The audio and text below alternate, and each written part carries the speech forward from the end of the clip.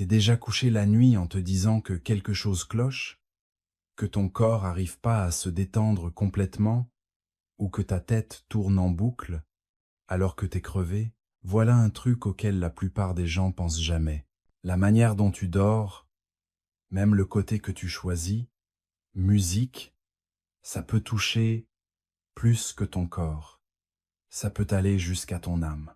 Padre Pio, un des plus grands mystiques que l'Église ait jamais connu, faisait gaffe à des trucs que la plupart d'entre nous zappent.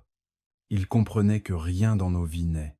Notre santé spirituelle, c'est pas juste ce qu'on mange, comment on prie, ni même comment on se repose.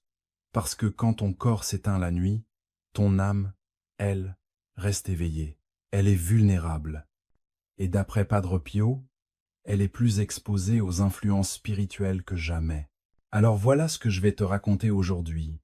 Ce qui se passe vraiment quand tu dors sur le côté gauche selon les enseignements de Padre Pio, et pourquoi un truc aussi simple que changer ta position de sommeil. Tu dors, ça pourrait apporter une paix dans tes nuits que t'as pas ressentie depuis des années. Si tu crois que la sagesse de Padre Pio peut te protéger, écris dans les commentaires « Musique, Padre, veille sur mon sommeil ». Tes mots ne sont pas justes pour l'algorithme. C'est une prière qui monte jusqu'au ciel. Maintenant, je sais ce que tu penses. Comment le côté sur lequel je dors pourrait bien avoir de l'importance? Mais reste avec moi, parce que ce que je m'apprête à te révéler va bien plus loin que tu ne l'imagines. Padre Pio a donné des conseils précis aux personnes qui souffrent des cauchemars, de l'anxiété et des attaques spirituelles pendant la nuit. Beaucoup ont trouvé du soulagement en faisant un seul changement simple. Le lien entre ton corps et ton âme est plus fort que tu ne le penses. Et ce soir, musique, tu pourrais ne plus jamais voir le sommeil de la même façon.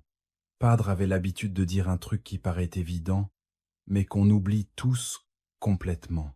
Musique, ton corps et ton âme, ce n'est pas deux trucs séparés. Ils sont liés, tissés ensemble. Ce qui affecte l'un affecte l'autre. Quand ton corps est musique malade, ton âme le ressent. Quand ton âme est en peine, ton corps le montre. Et le sommeil, c'est justement là où les deux se croisent. Réfléchis-y.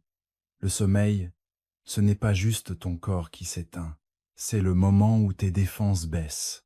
Ton esprit conscient se fait silencieux. Et dans ce silence, ton âme s'ouvre, devient plus réceptive. Les saints, ils savaient ça. C'est pour ça qu'ils faisaient super gaffe à comment ils se préparaient à dormir. Padre Pello, il allait jamais se coucher sans prier. Il faisait le signe de croix, bénissait sa chambre avec de l'eau bénite. L'eau serre son chapelet contre lui. Il voyait le sommeil comme un vrai champ de bataille spirituelle, parce que c'est exactement ça. Quand t'es réveillé, tu peux résister à la tentation. Musique, tu peux repousser les mauvaises pensées. Tu peux prier quand l'obscurité s'installe. Mais, musique, quand tu dors, tu peux pas. Ton âme reste consciente d'une certaine façon, mais ta volonté ne la protège plus. C'est là que les attaques arrivent. C'est là que les cauchemars frappent. C'est là que l'angoisse t'enserre la poitrine et que tu, se réveiller en haletant, sans savoir pourquoi. Padreo voyait ça chez les gens qui venaient le voir. Il lui parlait de cauchemars terribles, musique, de réveil en panique, de la sensation de présence dans leur chambre, et lui demandait « Comment tu te prépares pour dormir? Tu pries, tu te bénis, tu remets ton repos à Dieu ?» La plupart ne le faisaient pas. Ils s'effondraient juste dans leur lit, crevés, distraits, avec la tête pleine de bruit. Et ce bruit, il ne disparaît pas quand tu fermes les yeux. Il te suit dans tes rêves. Il te quitte pas. Musique ton âme à nu. Alors il leur a appris à dormir en état de grâce. Confesse-toi régulièrement. Garde ta conscience tranquille. Mets un crucifix là où tu peux le voir. Garde des objets bénis près de ton lit. Ce ne sont pas des superstitions. Ce sont des ancrages qui, musique, gardent ton âme connectée à Dieu, même quand ton esprit s'égare. Mais voilà où ça devient précis.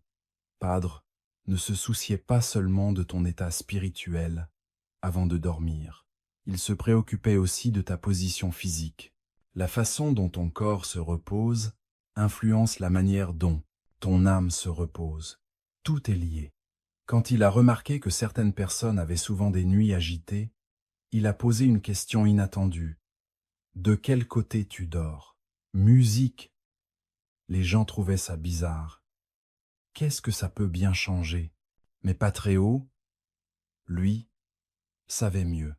Après des années de direction spirituelle et de prière intense, il avait remarqué que la position du corps pendant le sommeil, musique, avait une signification, pas magique, mais bien réelle et palpable, qui influence à la fois la santé physique et l'ouverture spirituelle. Le corps humain a été créé, musique, avec ordre parfait. Quand tu ajustes ton corps pour respecter ce design naturel, tout devient plus fluide. Tu respires mieux, ta digestion se fait plus tranquille, ton cœur bat sans effort. Et quand ton corps est en paix, ton âme peut se reposer plus profondément en Dieu. Mais dès qu'un truc vient perturber cet ordre, même un petit détail, ça crée un déséquilibre. Et ce déséquilibre dans le corps ouvre la porte à des troubles dans l'âme. C'est pour ça que Padre Pio faisait gaffe musique. À quel côté les gens dormaient. Même les plus petits détails peuvent devenir des canaux de grâce ou source de galère. Alors, qu'est-ce que Padre Pio a vraiment dit à propos de dormir sur le côté gauche? Là, ça devient sérieux, et les gens commencent à réaliser qu'ils ont fait un truc qui les affecte depuis des années. Padre Pio a expliqué que quand tu dors sur le côté gauche, tu mets une pression directe sur ton cœur. Les médecins disent la même chose.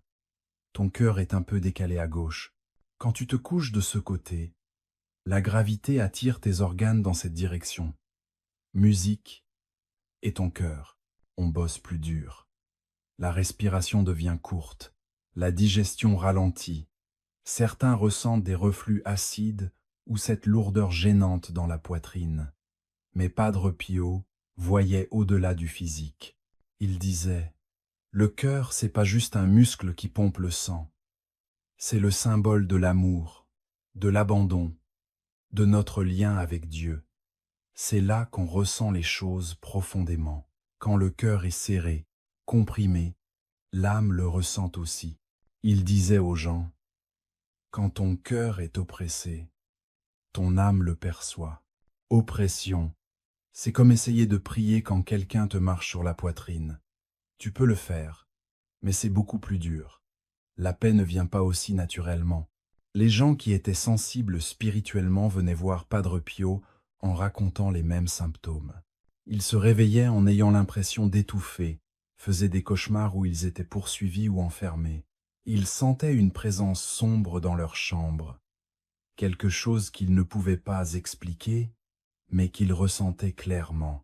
Quand Padre Pio leur demandait comment ils dormaient, presque tous dormaient sur le côté gauche. Ils ne disaient rien, c'était péché. Mais c'est pas ça le truc. Il expliquait que ça te laisse dans une position plus vulnérable, physiquement et spirituellement. Ton corps ne se repose pas comme il devrait. Et quand ton corps n'est pas en paix, ton âme galère aussi. Il y a aussi le symbole que Padre Pio soulignait, qui remonte à des siècles dans la tradition chrétienne. Dans les Écritures, le côté droit représente la bénédiction et le côté gauche, le jugement. Tu te souviens de la parabole des brebis et des boucs? Jésus place les